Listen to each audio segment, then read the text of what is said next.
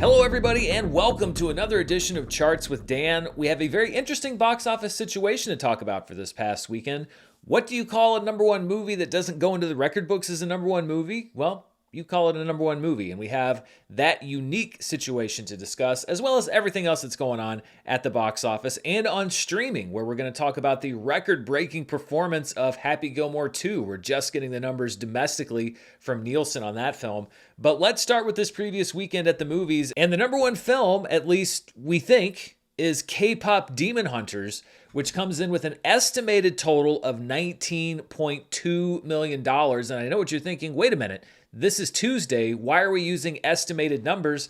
That's because there is no official number for K-Pop Demon Hunters, and it all comes down to Netflix's rather antagonistic, or at least let's say casual, attitude toward movie theaters. So the way that it usually works when a movie comes out is that the theaters, the exhibitors, will have all of the data about tickets sold, and they'll provide it to a service which is called ComScore. And ComScore aggregates all of that data, and then there are industry people that can access that, and that's how many people are able to formulate the estimated box office that we get every weekend. It's how studios are able to do their estimates because they can see the data coming in from theaters around the country. Well, with K-Pop Demon Hunters, which was in about 1,700 theaters this past weekend, Netflix asked theaters not to share that data with ComScore. So we don't have official box office reporting because the theaters were asked not to share it by Netflix.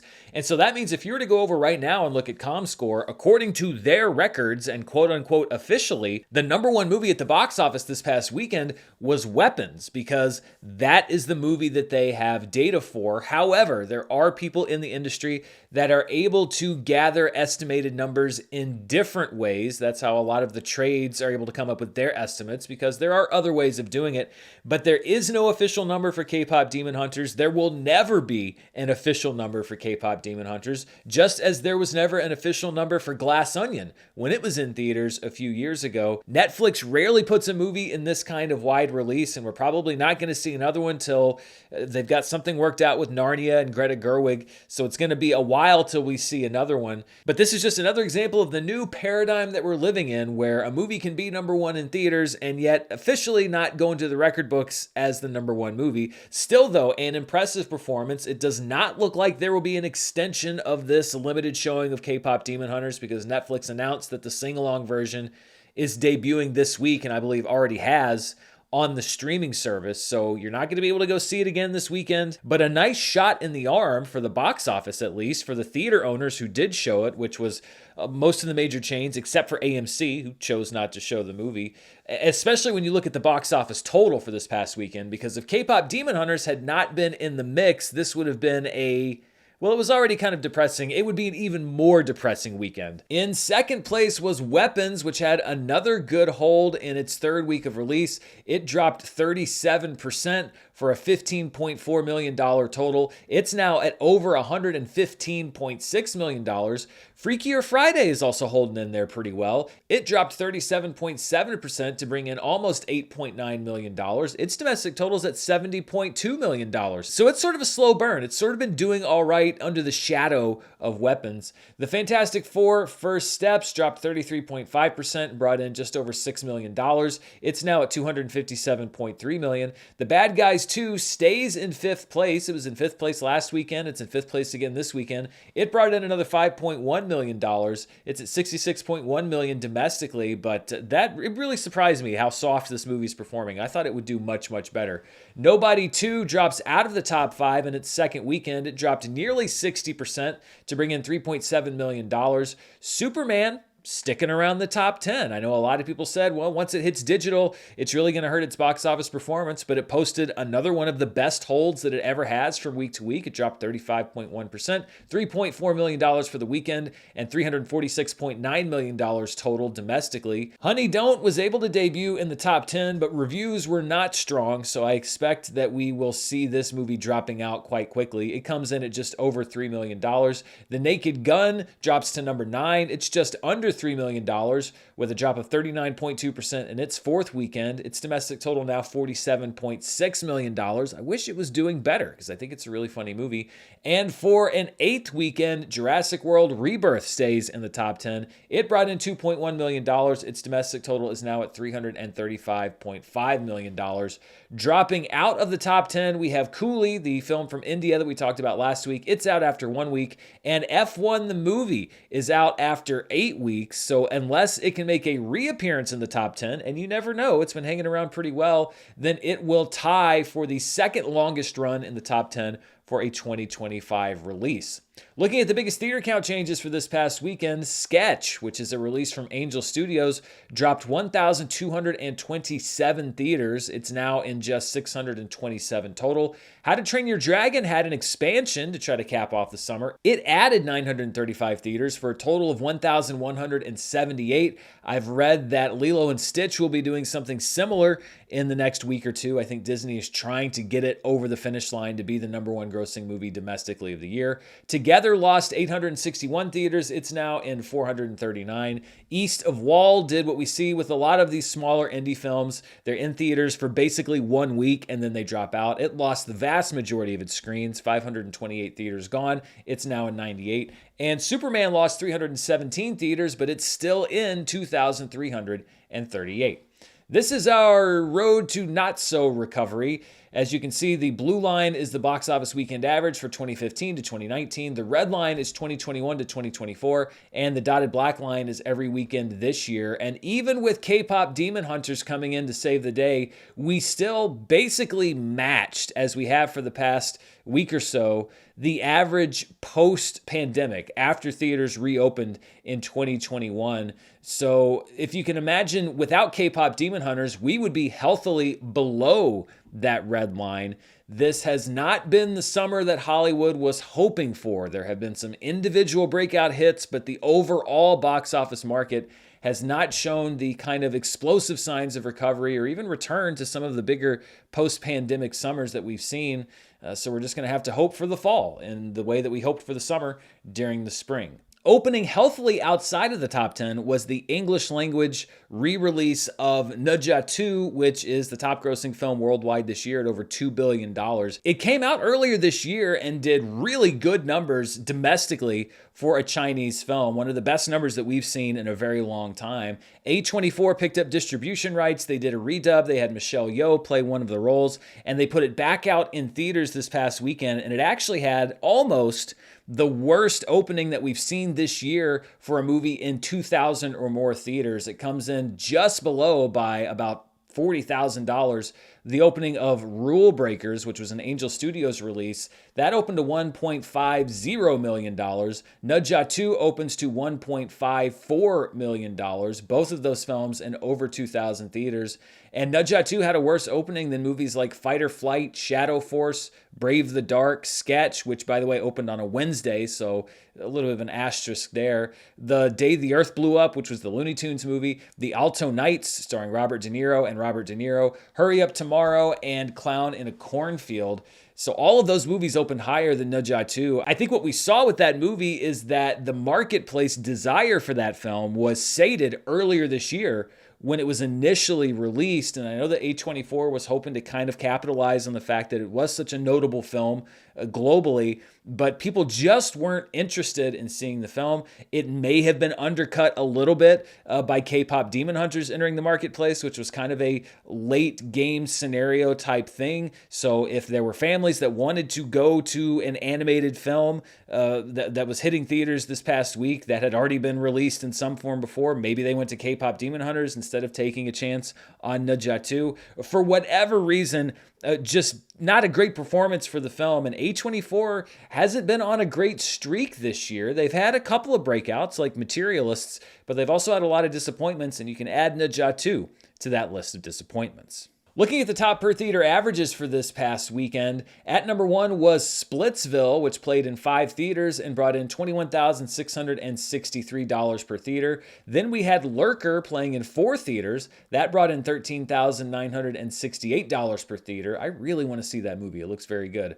Unofficially, K-Pop Demon Hunters comes in third, bringing in $11,294 per theater in 1,700 theaters. In fourth place, we have Pools, which was playing in just one theater. It's the feature writing and directing debut of Sam Hayes. Odessa Azian stars as a young woman struggling through life who enjoys jumping in other people's pools. That's where the title comes from. The actress will also appear in Marty Supreme later this year. And in fifth place, we have Seeds, which played in 5 theaters and brought in $5,750 per theater. Now, I had to do some research on this. This is not the Sundance award-winning documentary of the same name. It's a movie from writer, director, and lead actress Kanyatio Horn about a Mohawk woman fighting to protect her people's legacy. And while we're talking about per theater averages, I wanted to bring something up. I suspect that this might be a mistake, but if it's not, it's kind of history in a bad way.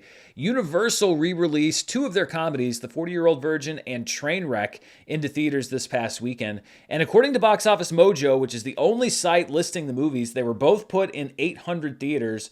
The 40-Year-Old Virgin made $35,000 total in those 800 theaters. Trainwreck was reported at $13,000 total in those 800 theaters. That is a per theater average of $43 for 40-Year-Old Virgin, which would be literally 4 or 5 tickets sold per theater, and $16 for Trainwreck. That would be 1 or 2 tickets sold per theater. If you're looking historically, those would be 2 of the worst per theater averages, literally of all time, both coming on the same weekend. And that's why I'm a little suspicious, because it is rare for you to see per theater averages that are that low. But if that is accurate, then we had 2 all-time worst performances. We've seen a lot of re-releases in theaters lately. But if those numbers hold up, then they really did not market them, or there was really no draw for either one of those movies. Looking at the top films in limited release this past weekend, at number 1 was Ron Howard's new film Eden, which brought in just over $1 million in 664 theaters. In second place was the Studio Ghibli Fest presentation of Ponyo in an unknown number of theaters. That brought in $623,000. In third place is the dinosaur film Primitive War in an unknown number of theaters that brought in just under $500,000. Then we had another re-release, Black Swan, which was remastered and presented in 200 IMAX theaters, brought in $378,000. And in fifth place was the Sophie Turner thriller Trust in 432 theaters, bringing in right around $240,000. Looking outside the domestic marketplace, meaning everywhere except for the US and Canada, at number 1 was Demon Slayer Infinity Castle, which opened in a few key markets, including South Korea this past weekend. It actually had a 3.9% increase in business from the previous weekend, with a $32.5 million weekend. In second place was the Jackie Chan, Tony Leung film The Shadow's Edge, which had a 26.8% increase in business. It brought in $25.7 million. The Chinese film Nobody dropped 41.7%, but brought in another $18.6 million. Then we have Weapons returning to the international top 5. It dropped 28.3%, so it's posting good holds internationally as well as domestically. It brought in $13.2 million. And The Bad Guys 2, which has a very slow international rollout, dropped 12.7% and brought in $11.9 million. It should be noted that there were K-Pop Demon Hunters screenings in countries like the UK and Australia, but there was no box office reporting that I could find whatsoever of what the total might have been internationally. I mean, it's hard enough for us to get that information domestically, so nothing to add to that chart. It may well have been in the top 5. There's just no way for me to get that information. When you combine the international marketplace and the domestic marketplace, we get the top 5 films worldwide. Demon Slayer Infinity Castle, the number 1 movie in the world, $32.5 million. It has already made $242.5 million, and it doesn't even hit theaters here in the United States until next month. It's poised to have an impressive opening there as well. So this is a slowly unfolding box office story. Weapons is the number 2 film in the world. It dropped 32.8% worldwide for a $28.6 million weekend. It's now at almost $200 million worldwide. The Shadow's Edge is in third place at $25.7 million. K-Pop Demon Hunters, just from the unofficial domestic screenings, is good enough for fourth place at $19.2 million. And Nobody Nobody is in fifth place at $18.6 million. So let's talk a little bit about some of the movies that are in the domestic top 10. And we already talked a bit about K-Pop Demon Hunters, but the movie being number one leads me into this week's Charts with Dan trivia question. And it was a bit of a research-heavy question. Since 2021, 9 movies that were not produced and or distributed by the traditional Hollywood film studios, meaning Sony, Warner Brothers, Disney, Universal, Paramount, Amazon MGM, and Lionsgate, have opened at number one at the domestic box office. Of those 9 movies, how many of them can you name? So 9 movies since 2021. You know one because one of them is K-Pop Demon Hunters. What are the other 8? I'll give you a second to think. Pause the video if you need a couple more minutes to think. But here come the answers. The 9 movies, according to my research, are K-Pop Demon Hunters, Terrifier 3, which was a big hit last fall, Civil War, which is from A24, The Boy and the Heron, Renaissance, a film by Beyonce, and Taylor Swift, The Eras Tour, which were both distributed by AMC. Dragon Ball Super Superhero. I did not get indications that Sony actually distributed the film, even though they own Crunchyroll. Demon Slayer, the movie, Mugen Train, and the Liam Neeson film, The Marksman, way back when theaters were first starting to reopen at the beginning of 2021. Let's talk a little bit more about Weapons, which, if you ask ComScore, was the number one movie this past weekend. It now has the second best gross of the year for an original film domestically. And remember, I define original as not a sequel or directly based on a previous film, published work, brand like F1, or real people/events. Sinners, of course, is number one at $278.5 million. Then we have Weapons, which is at $115.6 million. Elio's in third at $72.9 million, followed by One of Them Days, which got over $50 million, and Materialists from A24 and Celine Song, which is in fifth place at $36.5 million. Weapons also has the third best horror movie gross of the year so far, domestically at least, at $115.6 million. It's about $23 million behind Final Destination Bloodlines, if it wants to get to that number 2 spot. Of course, Sinners is number 1.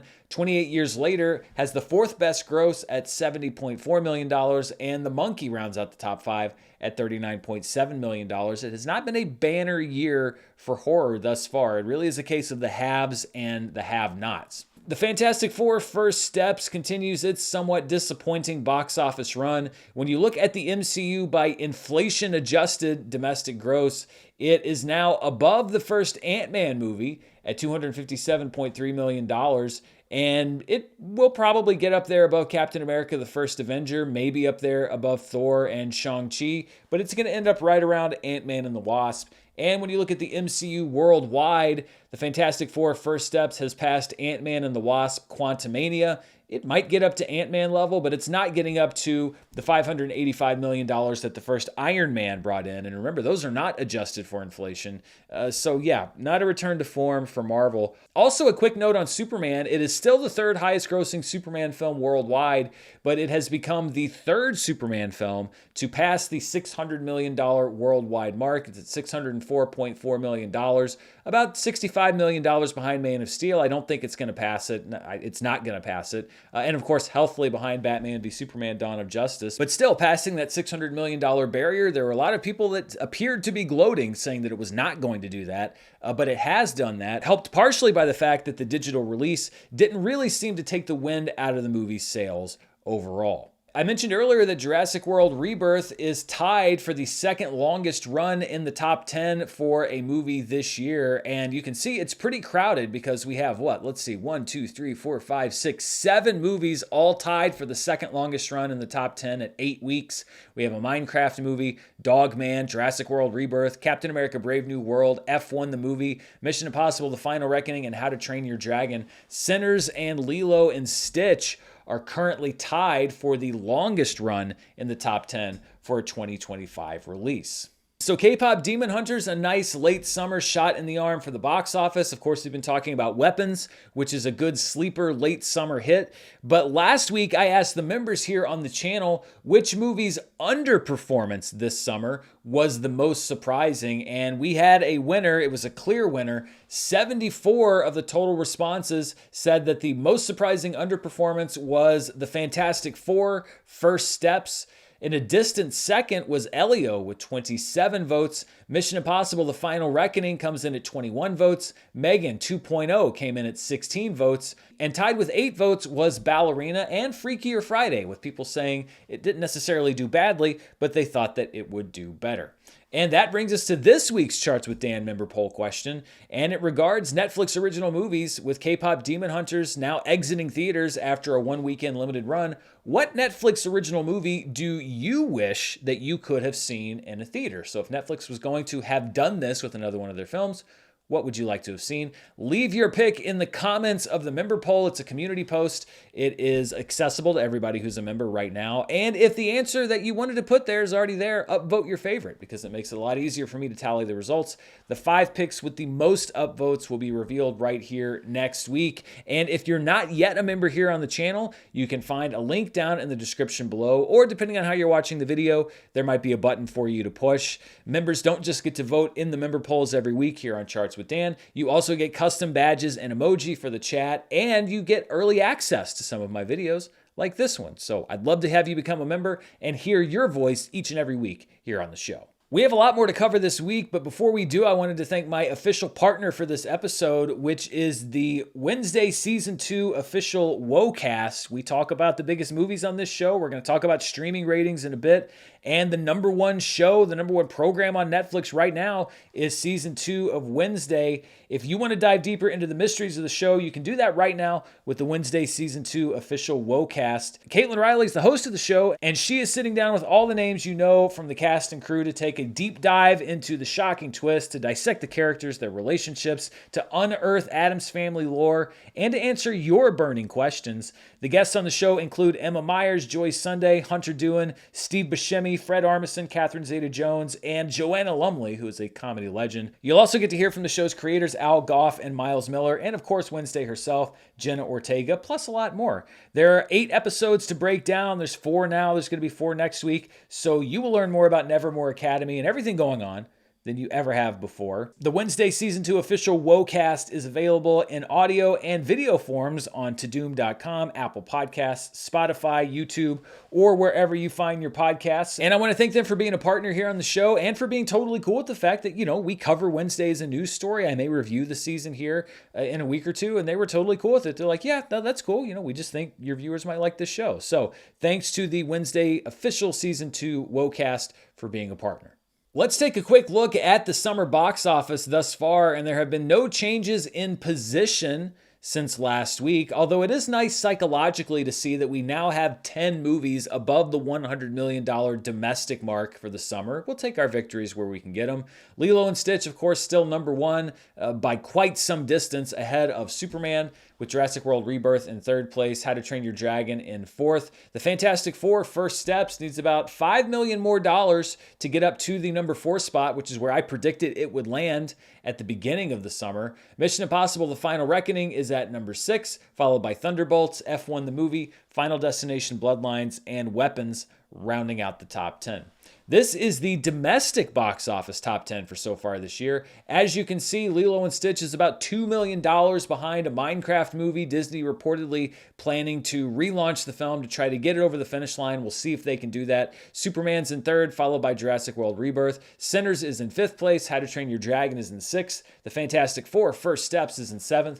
Captain America Brave New World is at number 8, followed by Mission Impossible The Final Reckoning. And Thunderbolts hanging on to that final slot at number 10.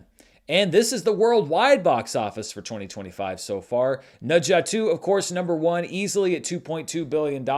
Lilo and Stitch, the only Hollywood film to pass $1 billion so far this year. A Minecraft movie is safely in 3rd place, with Jurassic World Rebirth safely in 4th place. But this is going to be an interesting competition. Right now, number 5 is How to Train Your Dragon at just over $627 million. Superman is at $604.4 million. It has the momentum domestically, but F1 the Movie has the momentum internationally. It's at $603.7 million. They have both now passed Mission Impossible The Final Reckoning, which is down 2 spots at number 8. Detective Chinatown 1900s at number 9. And The Fantastic Four, First Steps, is still shy of the $500 million mark worldwide at number 10. So that's what's going on at the box office. Let's take a look at the world of streaming, and we will start with the latest numbers from Netflix, which cover the week of August 11th through the 17th. At number 1 was the second week of Wednesday Season 2, its first full week on the streaming service. It brought in another 29.09 million views. K-Pop Demon Hunters, again, this is like the fourth week in a row, maybe fifth week in a row that we've seen this, essentially flat from the week before, which is good. We don't see this when it comes to Netflix original movies. It almost took the number 1 spot, another 25.97 million views. At number 3 was Night Always Comes, which is a movie directed by Benjamin Caron, who did a few episodes of Andor. He did several episodes of The Crown. It's a Netflix original starring Vanessa Kirby and Jennifer Jason Leigh. The Netflix original movie My Oxford Year comes in 4th place, just behind Night Always Comes at just over 11 million views. At number 5 is Fit for TV, which is a Netflix docuseries about the former NBC reality hit show The Biggest Loser. Wednesday Season 1 comes in 6th place with another 7.42 million views. Then we have Happy Gilmore 2, performing like a Netflix original movie usually does, which means exploding out of the gate and then fading over time at just over 7 million views. The movie Home, the animated film, which came out, I think, about 10 years ago, is at number 8 at 6.51 million views. At number 9 is the series In the Mud, which is from Argentina. It's set in a women's prison. It brought in 5.57 million views. And then Megamind continuing its run here in the top 10 with 5.45 million views. Now, you may have seen some stories in the last week or so saying that K-Pop Demon Hunters is now Netflix's second most watched movie ever, and that is technically true, but that's also by Netflix's metric. The way that they measure that, it's called the most popular list, is they measure views over a movie's first 90 days. And when you look at it by that metric, this is what it shows on their website. Yes, K-Pop Demon Hunters has brought in the second most views for any movie ever on Netflix in its first 90 days. You can see right now that Red Notice is still very healthily at number 1. So yes, K-Pop Demon Hunters is the second most watched movie in Netflix history across the first 90 days, but it's also sneaking up the charts when you look at all of Netflix's ratings history. I have a big spreadsheet that has every single Netflix yearly report since they started sharing ratings data back in 2021. And looking at that data, so everything since they've been providing this information to the public, right now, K-Pop Demon Hunters is the 7th most watched Netflix movie ever when you look at all of the data over the last 4 years or so. It's at 210.56 million total views. That's more than the Super Mario Brothers. That's more than Don't Look Up. And remember, this is all data. This isn't just as long as Don't Look Up was on the chart.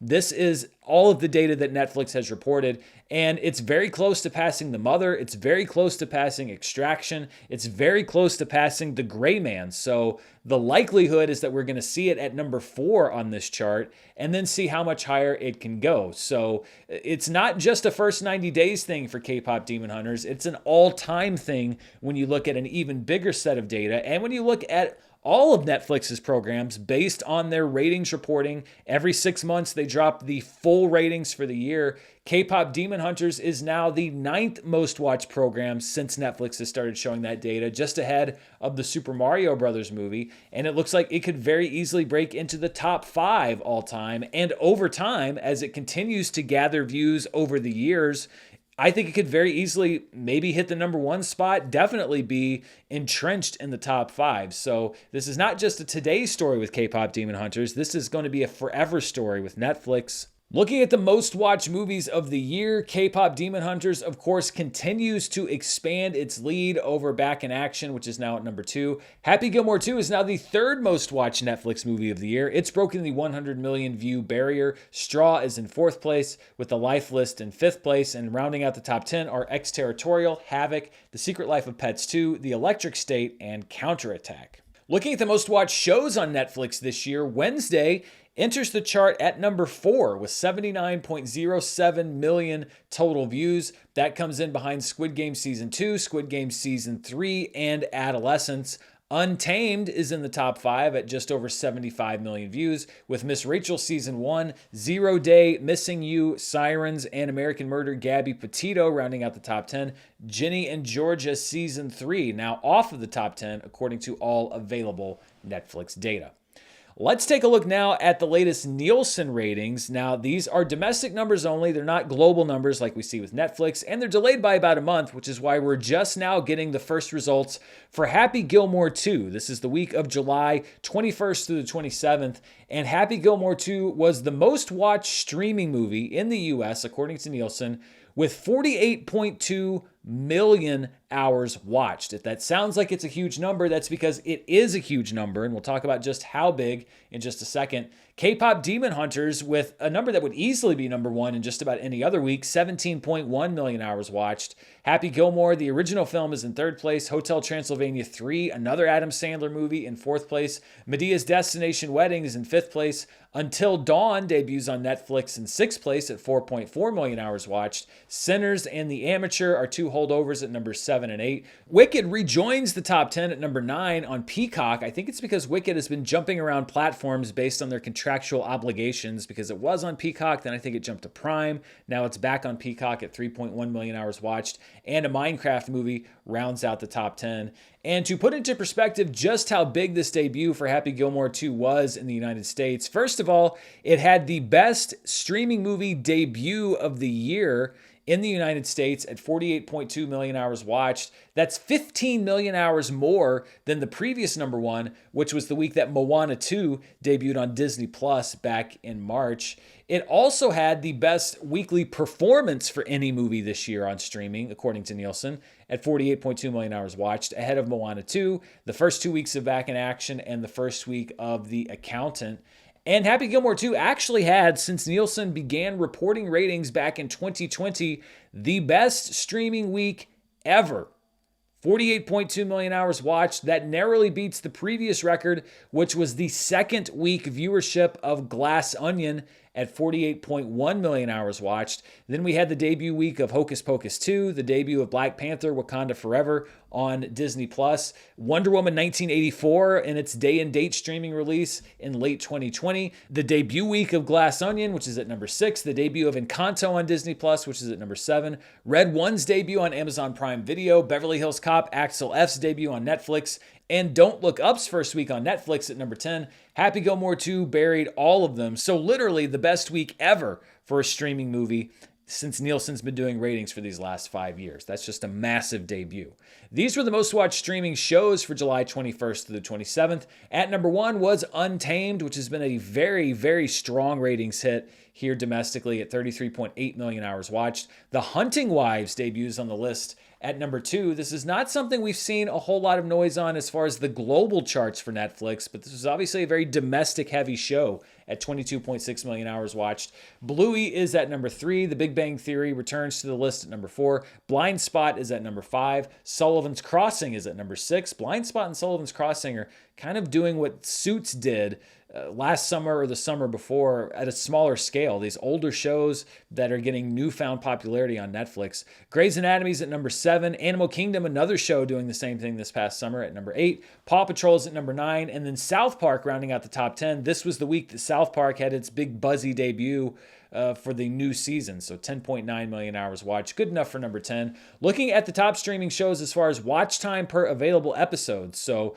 total hours watched divided by total number of episodes available. Untamed tops the chart once again at 5.64 million hours per episode. Amy Bradley is Missing comes in at 3.11 million hours per episode. The Hunting Wives brought in 2.83 million hours per episode. Then we have Ballard at just over a million. Building the Band on Netflix comes in 5th place at 700,000 hours watched per episode. Then we have Sullivan's Crossing. The Return of the Summer I Turned Pretty on Amazon Prime Video comes in 7th place at 525,000 hours per episode. The Sandman is at number 8, not Adam Sandler, the show The Sandman on Netflix at 473,000 hours per episode. Squid Game is at number 9, and Star Trek Strange New Worlds rounds out the top 10 at 342,000 hours per episode. And looking at the best weekly performances for a series when you measure it by hours watched per episode, Adolescence is still number 1 for the week of March 17th through the 23rd at just over 6 million hours per episode. But Untamed now owns the number 2 and number 3 spot. Its viewership was pretty consistent from week 1 to week 2. 0 Day is now in 4th place. And then we have the second week of availability for Squid Game Season 2. It put up 4.79 million hours per episode across all seasons of that show. And that's all I've got for you this week. But before we go, I wanted to draw your attention to a few things that I think might be of interest to watch either at home or in theaters. First of all, today, two movies that came out this summer, two horror films, I Know What You Did Last Summer and Together, are now available for premium video on demand and for purchase digitally. Tomorrow is the debut of The Terminal List, Dark Wolf Season 1 on Amazon Prime Video. It's a prequel series to the 2022 Amazon streaming hit, following Taylor Kitsch's character. Chris Pratt also returns for that series.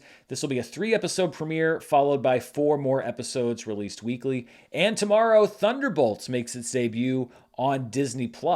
On Thursday, a new Netflix original film debuts called The Thursday Murder Club, based on the novel. It's about 4 retirees who spend their time solving murders. The quartet includes Pierce Brosnan, Helen Mirren, Ben Kingsley, and Celia Emery, and it was directed by Chris Columbus. It's his first movie since directing The Christmas Chronicles Part 2 for Netflix back in 2020. Also debuting Thursday on Netflix is Season 2 of My Life with the Walter Boys, about an orphan teenage girl who lives with a big old family full of boys in Colorado. Then on Friday, some interesting movies hitting theaters. First of all, we have the latest from Darren Aronofsky called Caught Stealing. Austin Butler gets sucked into the criminal underworld of 1990s New York. The movie co-stars Zoe Kravitz, Matt Smith, Regina King, Liev Schreiber, Vincent D'Onofrio, and Bad Bunny. It was written by Charlie Houston based on their novel of the same name. The Roses also hits theaters this weekend. Benedict Cumberbatch and Olivia Colman play 2 warring spouses in this updated take on the War of the Roses. The movie may very well be good, but I'm just happy I don't have to watch this trailer anymore, because I don't know about you, but every time I've gone to an AMC for the last 3 months, it's the same trailer. Well, this is a big weekend for me, because hitting theaters this weekend to celebrate its 50th anniversary, which happened back in July, is Jaws. The 50th anniversary presentation will be hitting theaters around the country in various premium formats. If you have never seen Jaws on the big screen, and especially if you've never seen Jaws, of course, it's my favorite movie, so I'm going to tell you to go see it. Always a treat to see it back in theaters. Hitting some IMAX screens this weekend is a remastered IMAX version of the 1987 Prince concert film Sign of the Times, which was originally released to support Prince's critically acclaimed album in 1987. And in many theaters this week, this is a movie I've been hearing about forever, The Toxic Avenger, which is an unrated remake of the classic Troma film with Peter Dinklage in the title role. It also stars Elijah Wood, Kevin Bacon, and Jacob Tremblay, among others, and it was written and directed by Macon Blair. So hopefully there will be something good for you to watch this weekend. I'm not sure if I'll be reviewing any of this stuff, because I'm actually taking a little bit of a vacation starting later this week. I'm going to take a few days out of town now that the crush of the summer movie season is behind me. But there will be stuff here on the channel. I'm actually going to extend my box office coverage just a bit to cover some other stories a little bit more extensively. And you know me, I always travel with my gear. I've always got my mic. I've always got my camera. So if something pops up, you may see me sitting in a random hotel room later this week, or you may not. We'll see. If you're not subscribed to the channel yet, be sure to hit that subscribe button and hit the bell so you're notified when I put a new video out there. But as always, most of all, thank you for watching this video. Be sure to stay tuned right here for the latest in movie news, reviews, box office, and more. Until next time, stay safe, and I'll see you then. Bye.